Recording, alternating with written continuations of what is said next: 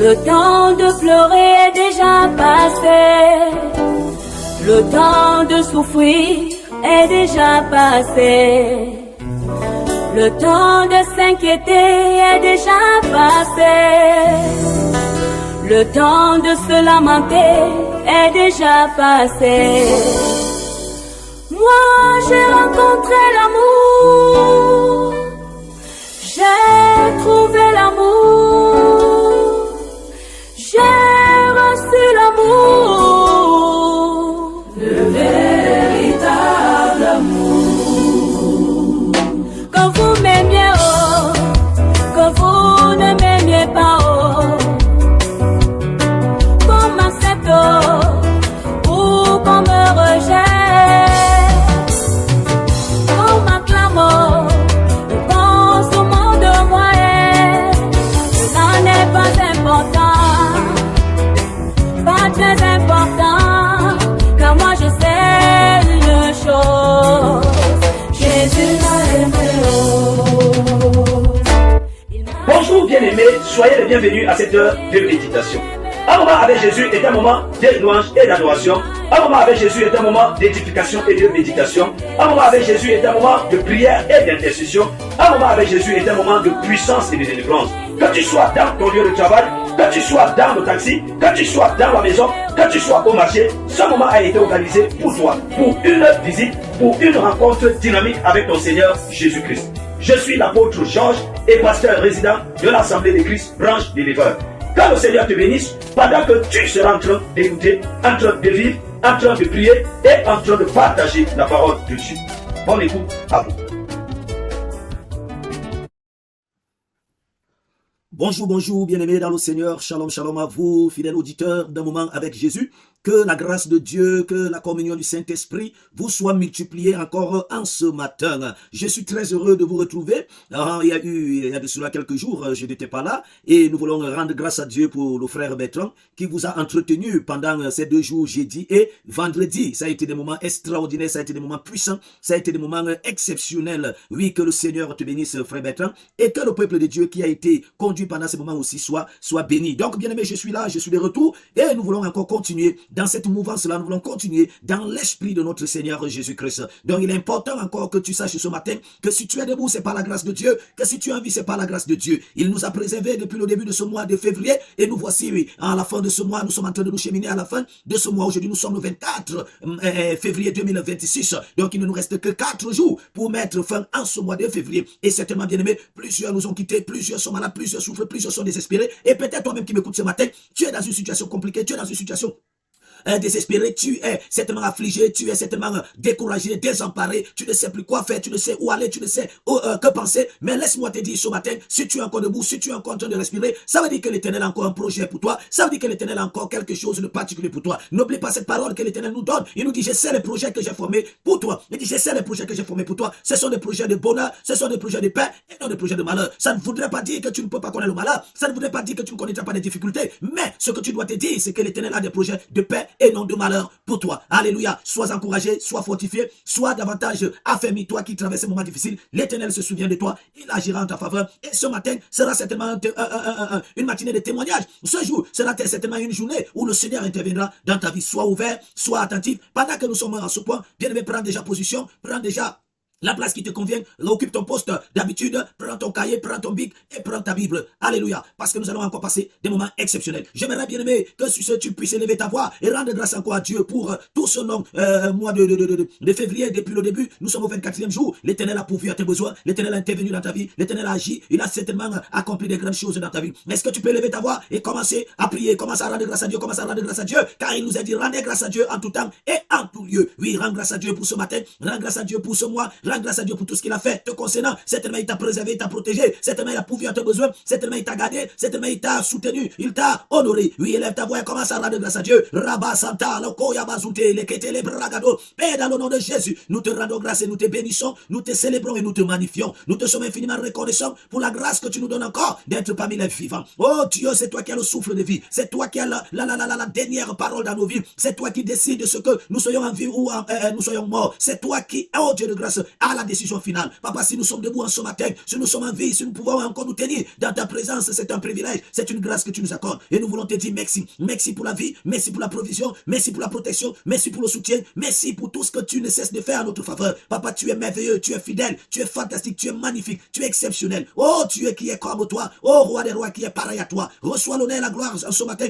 Au nom puissant et souverain de notre Seigneur Jésus-Christ, nous avons prié. Alléluia. Oui, bien-aimé, tu vas encore élever ta voix et tu vas davantage encore demander pardon au Seigneur pour ce jour. Tu vas encore demander pardon au Seigneur depuis le début de ce mois. Demande pardon au Seigneur. Nous prions dans le nom de Jésus. Éternel, notre Dieu, notre roi, nous venons à toi ce matin et nous nous prosternons devant ta face. Nous reconnaissons certainement que nous avons péché contre toi. Nous reconnaissons certainement que nous avons fait ce qui est mal à tes yeux. Père éternel, en ce matin, nous nous prosternons devant toi. Nous nous humilions devant toi. Nous nous soumettons devant ta face et nous reconnaissons notre iniquité. Et nous te supplions, ô roi des rois, pardonne-nous, ô Dieu, pardonne-nous, purifie-nous, sanctifie-nous, lave-nous encore en ce matin, afin que nous puissions être agréables à tes yeux. Oui, Seigneur notre Dieu, ôte le péché de nos cœurs, ôte l'amertume, ôte toute iniquité, toute impudicité, immoralité. Oui, Seigneur notre Dieu, nous sommes, Seigneur, affligés, nous sommes, Seigneur notre roi, Père éternel, humiliés à cause de cette mauvaise vie. Mais ce matin, nous prions, ô Dieu, lave-nous, nettoie-nous et rends-nous blancs comme la neige, au nom de Jésus-Christ de Nazareth. Oui, bien-aimé, tu vas encore recommander ce moment entre les mains du Saint-Esprit. Tu vas demander au Saint-Esprit, rends-moi ministère. J'ai soif de t'entendre. J'ai soif de ta parole. J'ai soif de ta présence. Oui, prie que le Saint-Esprit te touche, qu'il ne te passe pas outre. Nous sommes dans la prière. Père, dans le nom de Jésus, nous prions au Dieu que le Saint-Esprit prenne le contrôle de ce moment. Que le Saint-Esprit se mouve en ce matin.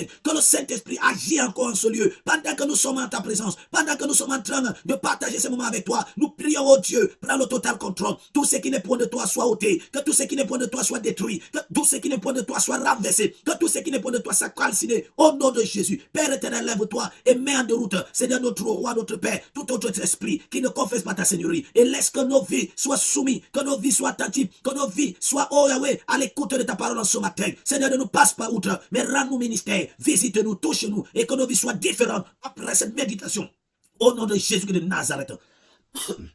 Pardon. Oui, bien-aimé, tu vas encore une fois de plus te lever contre toute autorité, contre tout ce que l'ennemi a planifié contre ta vie, contre toute forme de blocage, toute forme de barrière, contre toute forme de maladie, toute sorte de souffrance, tout ce qu'il a planifié pour te faire du mal. Lève-toi et détruis cela ce matin. Nous prions dans le nom de Jésus. Père, dans le nom de Jésus, nous venons commander et déclarer, quels que soient les projets, les plans, quel que soit l'agenda, quel que soit les méthodes, les stratégies que l'ennemi a mis en place pour nous affecter, pour nous détruire, pour nous atteindre, pour nous permettre de passer une mauvaise journée. Père, nous nous lèvons en ce matin. Nous paralysons les œuvres. Nous détruisons les œuvres. Nous calcinons les œuvres en ce matin au nom de Jésus. Pendant que, oh Dieu, nous nous tenons devant l'autel de ton trône. Père, nous décrétons et déclarons, quoi qu'ils aient dit, quoi qu'ils aient pensé, quoi qu'ils aient confessé, proclamé contre nos vies, nous réduisons cela néant. Nous rendons cela nul et sans effet. Au nom de Jésus de Nazareth, je décrète et je déclare, par les pouvoirs qui me sont conférés, que tout a forgé contre tes enfants ce matin est renversé, est neutralisé, est détruit au nom de Jésus. Oui, tendre Père, que le ciel soit ouvert, que l'atmosphère soit, oh Dieu, agréable et que ton peuple soit béni au nom de Jésus-Christ.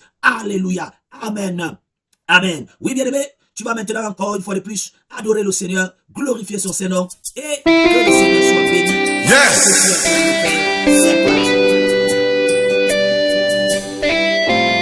Hallelujah.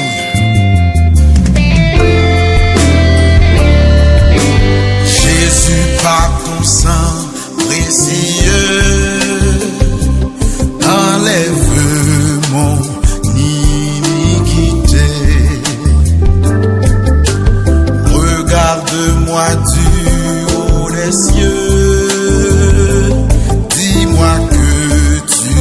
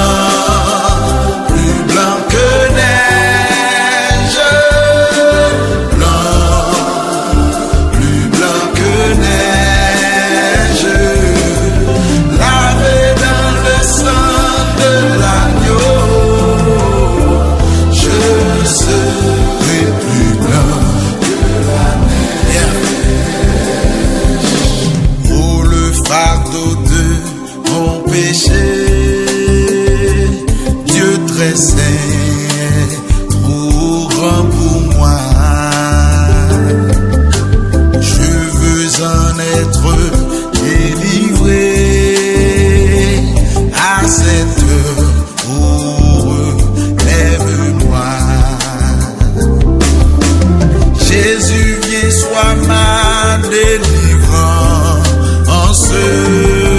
Seul tu peux calmer ma souffrance. Au pied de ta croix, maintenant, tout confus brisé, je me rends blanc, plus blanc que neige.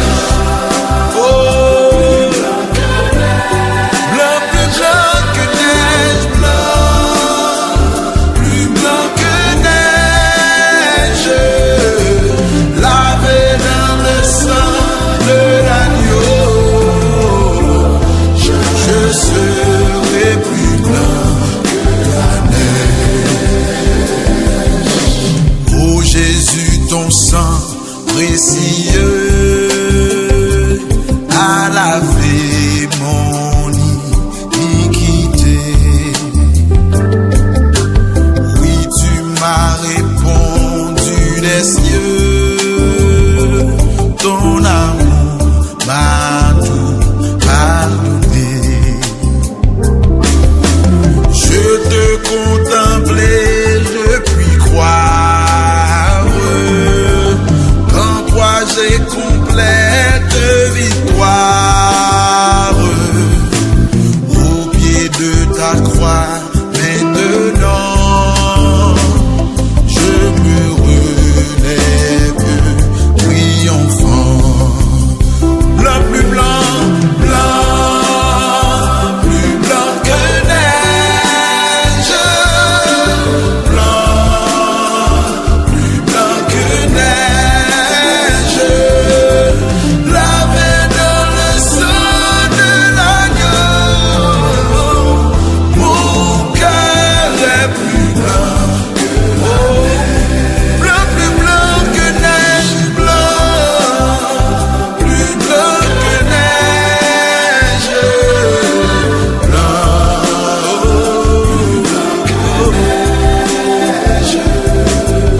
Lavé dans le sang de l'agneau, je serai plus blanc que la neige. Blanc, plus blanc que neige, une dernière fois. Plus blanc que neige. Plus blanc que neige.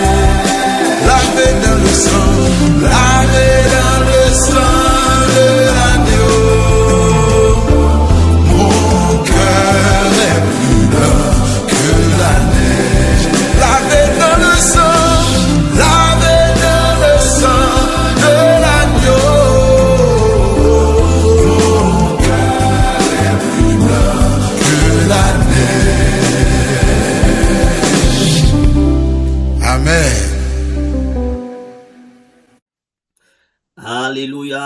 Oui, blanc, blanc, blanc, plus blanc que la neige. Amen. Que nos cœurs soient blancs comme la neige, que nos vies soient blanches comme la neige. Oui, c'est par le sang de Jésus que nos vies ont été purifiées, ont été lavées, ont été sanctifiées. Amen. Donc, c'est très important de comprendre cela. Donc, ce matin encore, bien-aimés, nous voulons encore nous plonger dans la parole de notre Dieu. Nous voulons encore aller dans la quête de la connaissance, dans la quête de la connaissance de la parole de Dieu. Parce que sans la connaissance, bien aimé, tu ne peux mener une vie chrétienne authentique, une vie chrétienne d'impact, une vie chrétienne de puissance. Parce que Jésus lui-même, il nous a dit que vous connaîtrez la vérité et la vérité vous affranchira. Alléluia. Donc c'est à partir de la connaissance de la vérité que nous avons la liberté. C'est à partir de la connaissance de la vérité que nous pouvons nous déployer. C'est à partir de la connaissance de la vérité que nous pouvons impacter notre environnement, notre entourage et même notre propre vie. Alléluia. Donc c'est important d'aller toujours à la quête de la connaissance de la vérité pour être libre. Un homme qui connaît est un homme libre. Un esprit qui connaît est un esprit libre.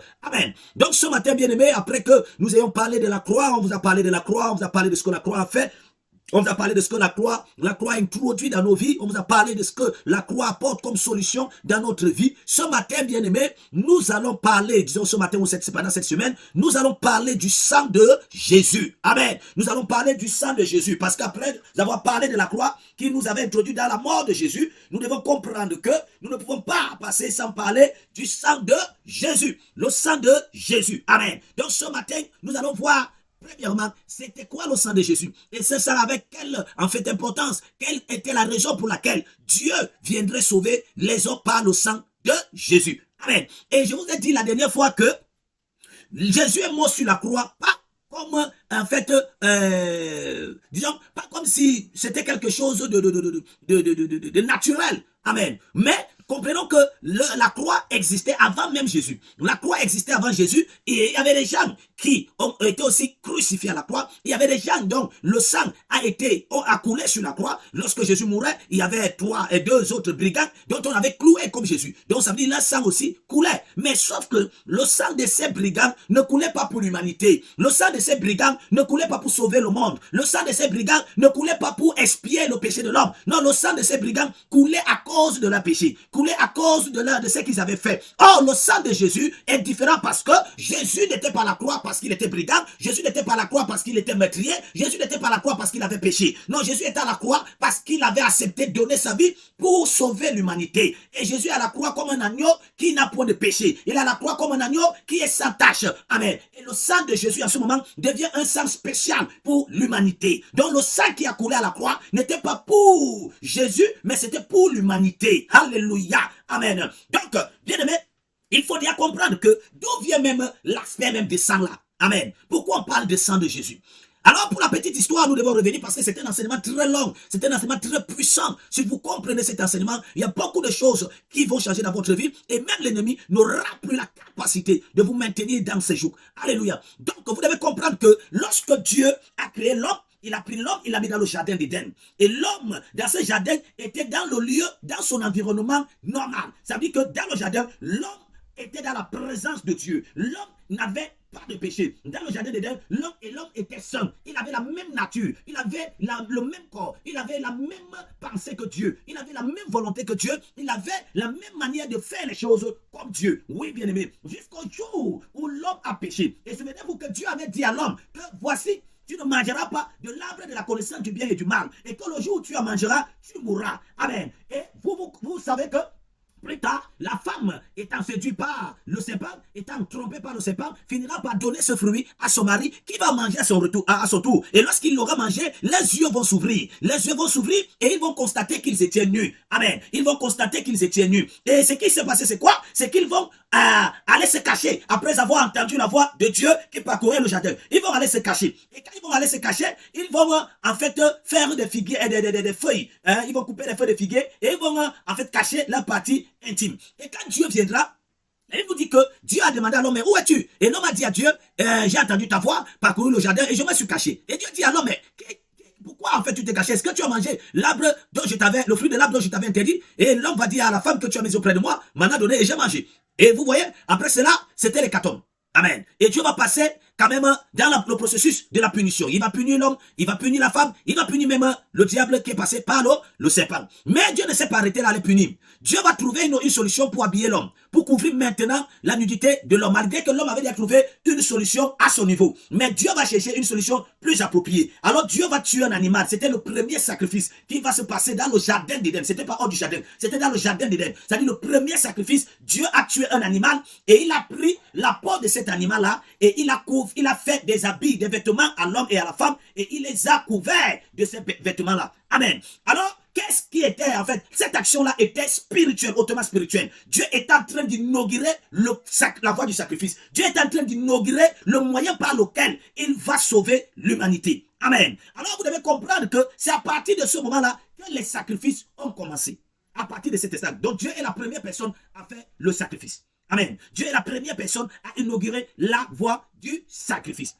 Amen. Maintenant, sauf que le péché en ce moment, le vêtement couvrait simplement quoi? Le péché. Amen. Et vous allez comprendre plus tard. Là, prends ta Bible maintenant.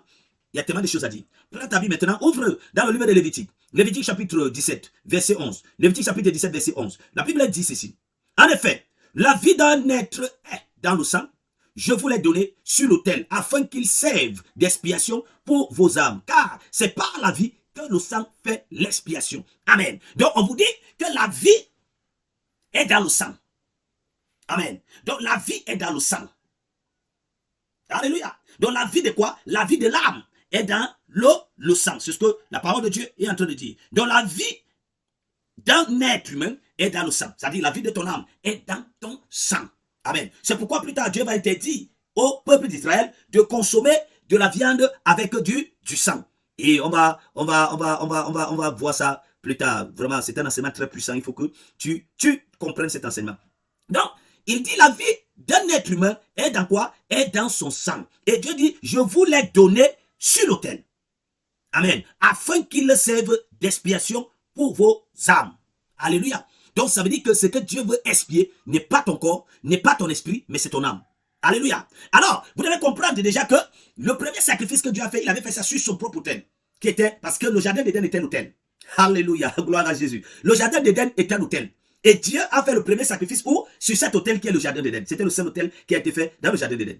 Amen. Alors, dans ce jardin d'Éden, c'était l'autel et Dieu a fait le premier sacrifice. Et il a pris maintenant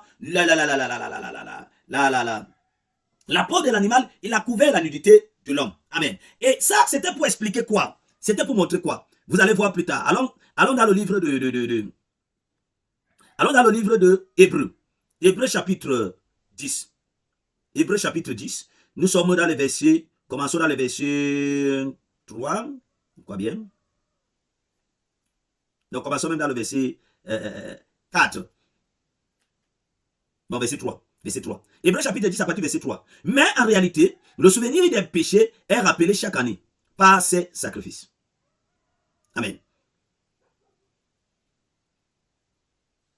Bon, revenons au verset 1 d'Hébreux chapitre 10, parce que là, il faut que vous compreniez. La loi, en effet, possède une nombre de biens à venir. Je n'ai pas la version sur... Je n'ai pas la version ici. Ok, on revient. Hébreux chapitre 10, verset 1. En effet, la loi qui possède une nombre de biens à venir et non l'exacte représentation des choses ne peut jamais, par les mêmes sacrifices qu'on offre perpétuellement chaque année, amener les assistants à la perfection. Autrement, n'aurait-on pas cessé de les offrir parce que ceux qui rendent ce culte, étant une fois purifiés, n'auraient plus eu aucune conscience de leur péché. Mais le souvenir des péchés est renouvelé chaque année par ces sacrifices. Donc ça veut dire que chaque année, on faisait l'expiation. Ça veut dire on se rappelait des péchés. Verset 4. Car il est impossible que le sang des taureaux et le sang des taureaux et des boucs ôtent les péchés. Donc il est impossible que le sang des taureaux et des boucs ôtent le péché. C'est pourquoi Christ, entrant dans le monde, dit, tu n'as voulu ni sacrifice ni offrande, mais tu m'as formé un corps.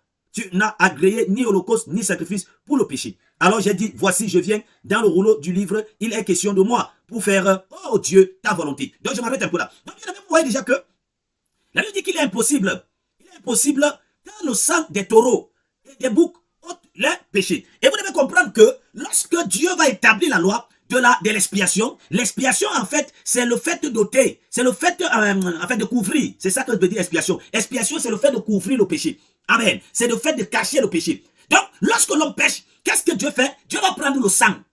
En fait, il va prendre du sang et il va faire l'aspersion sur l'homme. Et ce sang n'a qu'un seul objectif, c'est celui de couvrir le péché de l'homme et non de l'ôter. Amen. Ça veut dire que lorsqu'on couvre votre péché, on ne vous a pas enlevé ce péché. Ça veut dire qu'on le couvre, on le cache, mais il est toujours là. Il peut toujours influencer votre vie. Il peut toujours vous atteindre. Il peut toujours vous contrôler. Il peut toujours vous détruire parce qu'on l'a caché, on ne l'a pas ôté. Amen. Amen. Je prends un bon exemple pour que vous compreniez ça rapidement. Si vous êtes malade, amen, vous êtes malade, comme ceux qui ont par moment atteint du VIH-Sida, je prends cet exemple, ceux qui ont souvent le VIH-Sida. Qu'est-ce qu'on fait? On dit qu'on ne peut pas vous guérir du VIH-Sida. Mais qu'est-ce qu'on fait? On essaie d'atténuer les effets du VIH-Sida. On essaie de les diminuer. C'est-à-dire que la puissance de cette maladie dans votre corps, sa capacité à vous détruire rapidement, on essaie de la diminuer, de la retarder. Mais sauf que elle est toujours là. On ne vous guérit pas. Parce que guérir veut dire qu'on l'a ôté, on l'a effacé de votre sang. Mais du moment où ce virus est toujours là, mais peut-être ne se déploie plus à la vitesse qu'elle pouvait se déployer, ça ne veut pas dire qu'on vous l'a ôté. Donc, on a couvert. Mais le virus continue à vous ronger tout doucement et finira toujours par vous, en fait, par vous détruire. Parce que malgré que vous allez vivre peut-être 10 ans ou 20 ans après, mais ce qui est sûr, on vous dira que vous êtes mort de cette maladie-là. Donc, lorsque l'homme a péché, Dieu a pris le sang des animaux pour couvrir le péché de l'homme, mais pas pour l'ôter. Donc, ce n'était pas une solution définitive que Dieu est en train de prendre. Il a pris une solution temporaire, une solution, en fait, qui devait, en fait, résoudre le problème en cet instant-là, mais pas de manière définitive. Amen. Donc, lorsqu'on utilisait les animaux pour expier les péchés des uns et des autres, vous devez comprendre que ces animaux-là n'ôtaient pas, le sang de ces animaux-là n'ôtait pas quoi? Le péché. Amen. Mais plutôt couvrait le péché. Et vous devez comprendre que le sang que vous voyez là, est quelque chose de très spirituel. Amen. Oui. Le sang est quelque chose de très spirituel. Et c'est pourquoi je vais vous dire ceci.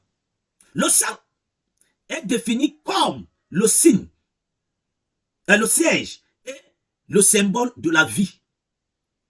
Amen. Donc le sang est défini comme le siège et le symbole de la vie qui appartiennent exclusivement à Dieu. Donc le sang appartient à Dieu. Amen. Le sang appartient exclusivement à Dieu. Vous savez que lorsque Dieu a créé l'homme, il a soufflé. Il a soufflé sur ses narines. Amen. L'homme n'était pas un âme vivante et l'homme ne vivait pas quand Dieu l'a créé. Mais lorsqu'il a soufflé, la Bible dit que l'homme est devenu une âme vivante. Or, une âme vivante est une âme qui a la vie. Or, la vie est où? Dans le sang. Ça veut dire que quand Dieu a fait l'homme, le sang n'existait pas. Amen. Le sang n'existait pas. Et le sang est un vecteur. Le sang est un véhicule qui transporte la vie. Et vous devez comprendre que dans le corps de l'homme, nous avons 5 litres de sang. 5 litres de sang. Et ce qui fait que lorsque vous entendez souvent dire que quelqu'un est anémié, ça veut dire que cette personne n'a plus assez de sang. Et dès que la personne n'a plus assez de sang, même le système immunitaire de cette personne diminue. Amen. Donc, tous les organes sont affectés directement parce qu'il n'y a plus assez de sang. Alléluia. C'est dans le sang que vos nutriments sont transportés. C'est-à-dire que les globules rouges, les globules blancs, c'est dans le sang. La nourriture même que vous consommez, c'est dans le sang qu'il est transporté. L'oxygène que vous avez besoin dans vos organismes, c'est dans le sang que l'oxygène est transporté. Donc, vous privez de votre sang, c'est vous priver de la vie simplement. Si on vous, pour ceux qui aiment souvent donner le sang, si on vous retire ne serait-ce que même 1 litre, votre corps va ressentir et votre corps va commencer directement à se manifester. Si on vous retire 2, 3 litres, c'est la mort qui est en train de venir. Donc, la vie est dans le sang. Alléluia. Et le sang là appartient à Dieu. C'est pourquoi Dieu a interdit à l'homme de manger le sang, parce qu'il n'y a que Dieu qui mange le sang. Oui, bien aimé. Il n'y a que Dieu qui a le droit de consommer le sang. L'homme n'a pas ce droit-là, parce que le sang, c'est la propriété exclusive de Dieu. Amen. Est-ce qu'on est d'accord? Maintenant, on avance. Vous devez comprendre que lorsque l'homme avait péché, Dieu a senti directement que il doit intervenir en couvrant le péché de l'homme au travers du sang. C'est pourquoi le sang en ce temps-là qui a été pris, c'était le sang des animaux. Pourquoi? Parce qu'il y avait plus d'animaux que l'homme. Donc on ne pouvait pas tuer un homme. Puisque l'homme avait déjà été corrompu. Les hommes avaient déjà été corrompus, il n'y avait pas d'un homme parfait. Pour qu'on puisse ôter le péché de l'homme, il fallait un homme parfait, qui n'a point péché. Mais en ce temps-là, l'homme ne pouvait pas. Et les seules personnes qui n'avaient pas péché en ce temps, c'était les animaux. C'était des animaux. Amen. Oui, les animaux n'ont pas péché. C'est l'homme qui a péché. Donc, c'est pourquoi Dieu pouvait choisir un type d'animaux pour pouvoir faire l'expiation de l'homme, du péché de l'homme. Et je veux dire, l'expiation, c'est couvrir le péché. En grec, en hébreu, autant pour moi. Alléluia. Donc, vous devez comprendre que plus tard, dans tout ce que Dieu va demander à Moïse de construire, il va demander à Moïse de purifier, de sanctifier, de consacrer ces choses-là par l'expiation, par l'aspersion du sang. Amen. Donc vous allez voir que tout ce que Moïse va construire, Dieu va lui demander de faire l'aspersion du sang, c'est-à-dire de purifier avec du sang tout ce que Moïse avait construit. Amen. Donc vous devez comprendre ça. Alléluia. Maintenant, nous lisons un autre verset, et c'est là où on va s'arrêter. Lisons un autre verset. Nous sommes dans Hébreux chapitre 9, verset 22. Hébreux chapitre 9, verset 22. Il est écrit. Et presque tout, d'après la loi, est purifié avec le sang. On dit, et presque tout, d'après la loi, est purifié avec le sang. Et sans effusion de sang, il n'y a pas de pardon. Amen. Donc sans effusion de sang, il n'y a pas de pardon. Ça veut dire que, bien aimé, aussi longtemps que l'humanité devait être humanité, s'il n'y avait pas eu l'effusion du sang, il ne devait pas avoir quoi? De péché et de pardon. Donc lorsque l'homme a péché, automatiquement, Dieu savait qu'à ce moment si précis, l'homme, pour qu'il soit pardonné, pour qu'il soit purifié, pour qu'il revienne dans la présence de Dieu, a besoin quoi? A besoin d'être pardonné. Or, la seule chose qui pouvait permettre à l'homme d'être pardonné n'était pas le fait qu'il a confessé ses péchés, n'était pas le fait qu'il a reconnu son erreur, c'était l'effusion de sang. Et c'est pourquoi Paul dit dans le livre d'Hébreux que sans effusion de sang, il n'y a pas de pardon. Donc, l'homme ne pouvait pas être pardonné sans que le sang n'ait jailli. Amen. C'est parce que c'est ça que ça signifie. Sans que le sang n'ait quoi? N'ait jailli. Donc, il fallait que le sang jaillisse. Il fallait que le sang coule. Il fallait que le sang tombe sur la terre pour que l'homme puisse être pardonné. Donc, sans effusion de ce sang de Jésus, il n'y avait pas de pardon. La Bible nous dit que l'homme était condamné à la mort. Oh, souvenez-vous que je vous l'ai dit, le sang porte la vie, le sang porte la rédemption, le sang porte la délivrance. Amen. Donc, vous n'avez pas de vie sans le sang. Vous ne pouvez pas, scientifiquement, naturellement, vous ne pouvez pas avoir la vie sans le sang. La rédemption parle du salut. La rédemption parle du sauvetage. Donc, on ne pouvait pas sauver l'humanité sans le sang. Et la délivrance parle de la liberté. L'homme ne pouvait pas être libre de la malédiction qui avait été déclarée par Dieu, parce que Dieu a dit le jour où tu en mangeras, tu mourras. L'homme ne pouvait pas avoir la victoire sur la mort. L'homme ne pouvait pas être libéré des conséquences de la mort. L'homme ne pouvait pas être libéré, délivré de la puissance de la mort sans le sang. Donc vous comprenez que le sang est une clé puissante dans le monde spirituel. C'est pourquoi les personnes, des hommes, ceux qui vivent, ceux qui sont dans les sectes, ceux qui sont dans des loges, comprennent cet aspect-là. Des gens boivent le sang parce qu'ils veulent augmenter le nombre de leur espérance de vie. Ils sont amenés à boire le sang humain. Des gens utilisent le sang humain pour dominer, pour leur salut, c'est-à-dire que du monde. Les gens utilisent le sang humain pour être influents sur cette terre. Alléluia. Donc vous devez comprendre que lorsque nous parlons du sang, c'est un aspect crucial. Mais Dieu a donné le sang pour sauver l'humanité, pour donner la vie à ceux qui étaient morts par le péché et pour libérer l'homme de l'emprise de la malédiction. C'est pourquoi Paul dit, il n'y a plus de condamnation pour celui qui est en Christ. Il n'y a plus. Pourquoi? Parce que le sang de Jésus a apporté la délivrance dans la vie de ces personnes.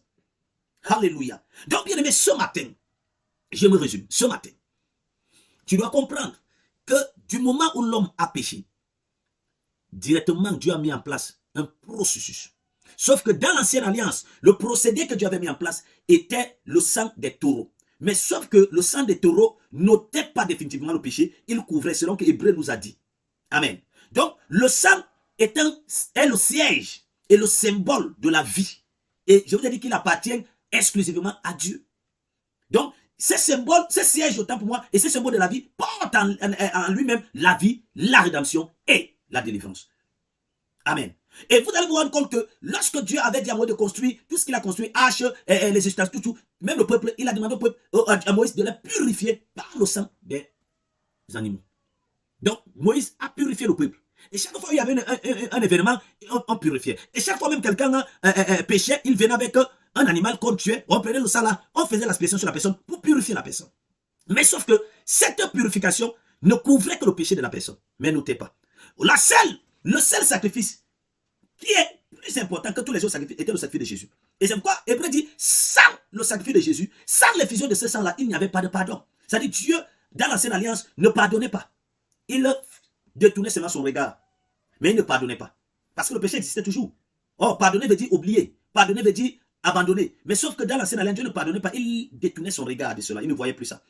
Mais dans la nouvelle alliance, vous allez voir que Dieu va ôter. C'est-à-dire qu'il va pardonner. C'est pourquoi aujourd'hui, nous pouvons dire qu'on est saint. Nous pouvons dire qu'on est pur. Nous pouvons dire qu'on est juste. Pourquoi? Parce que le sang de Jésus n'a pas que couvert, mais il a ôté notre péché. C'est pourquoi aujourd'hui on parle de la réconciliation avec Dieu. On parle de la réconciliation avec le Père. Pourquoi? Parce que le sang de Jésus nous a réintroduits dans le jardin d'Éden. Nous a réintroduits dans la présence de Dieu. Alléluia. Donc, toi qui n'avais pas de vie, à cause du sang de Jésus, tu as la vie. Toi qui n'étais pas sauvé à cause du sang de Jésus, tu es sauvé. Toi qui n'étais pas libre, qui était encore sous le joug de l'influence de ceci, à cause du sang de Jésus, tu es libre. Tu es libre. C'est pour la liberté que Christ nous a affranchis. Que le Seigneur vous bénisse et que le Seigneur vous garde. Amen. Lève tes mains. Nous allons prier. Père, dans le nom suprême et souverain de notre Seigneur Jésus, nous te rendons grâce et nous te bénissons encore pour cet enseignement.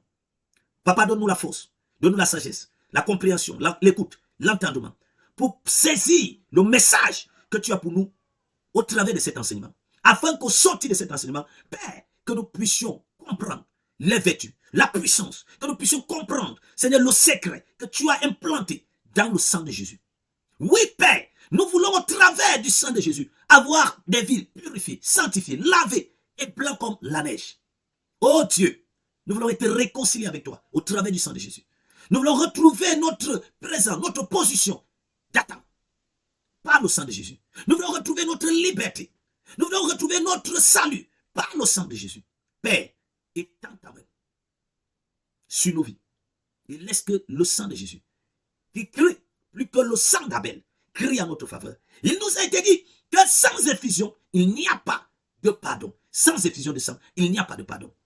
Seigneur, ce matin, nous croyons que Jésus est mort à la croix. Nous croyons que Jésus a coulé son sang à la croix. Et par ce sang, tu nous as purifiés, tu nous as sanctifiés et tu nous as rendus blancs comme la neige en nous pardonnant toutes nos iniquités. Je décrète et je déclare par le sang de Jésus que nos vies sont pardonnées. Par le sang de Jésus, nos erreurs, nos iniquités, nos transgressions ont été ôtées définitivement. Merci Père, parce que tu nous restaures dans ta présence. Tu nous réintroduis dans ta présence et tu nous donnes la vie et une vie qui t'est agréable. Que le sang de Jésus continue à parler à notre faveur et puisse ôter tout péché à nous, afin que nous soyons agréables à notre Dieu. Père, que cette journée, tes enfants expérimentent encore la vie, qu'ils expérimentent encore le salut, qu'ils expérimentent encore la délivrance. Je prie au Dieu, parce que la vie est dans le sang, que tes enfants aient la vie et la vie en abondance. La victoire dans toutes les batailles, la victoire sur ce péché, la victoire sur cette malédiction, la victoire sur des esprits occultes qui ont été mandatés pour la nuit. Je décrète et je déclare que par le sang de Jésus, la victoire et le partage au nom de Jésus de Nazareth. Veille, ô Dieu, si tes enfants, couvre-les par ta main puissante, délivre-les de toute forme d'accident et d'incident. Je te recommande leur semaine et je prie que pendant cette semaine, que tes enfants expérimentent la puissance du sang de Jésus et que par ce sang, qu'ils vivent les avantages que le sang de Jésus apporte à notre vie et que la gloire te revienne au nom puissant et souverain de notre Seigneur Jésus-Christ. Merci encore papa parce que tu es fidèle et que cette journée soit bénie, que votre sortie, votre entrée soit bénie, que vos activités soient bénies et que la présence de Dieu soit manifestée dans votre vie. Que le Seigneur vous bénisse abondamment. Au nom de Jésus de Nazareth, j'ai prié. Amen. Bonne journée à vous. Bon début de semaine à vous tous et que le Seigneur soit avec vous tout au long de cette semaine et qui vous donne un témoignage puissant. Amen. Donc, bien aimés, pour ceux qui sont à Yaoundé, du côté des livreurs, nous avons un enseignement, une rencontre ce soir dès que les 17h. Ne manque pas à cette rencontre avec notre Seigneur ce soir. Viens encore être béni. Nous allons beaucoup prier ce soir parce que nous voulons introduire le mois de mars en cette soirée. Nous voulons nous accaparer des choses que Dieu a déjà prévues au mois de mars en cette année. Donc ne manque pas à ce programme. Que le Seigneur te bénisse. Très bonne journée. Partage, exhorte et bénis un frère, bénis une soeur, bénis un ami, bénis un collègue avec cet enseignement. Bonne journée à vous. Bye bye. Ciao, ciao et à plus.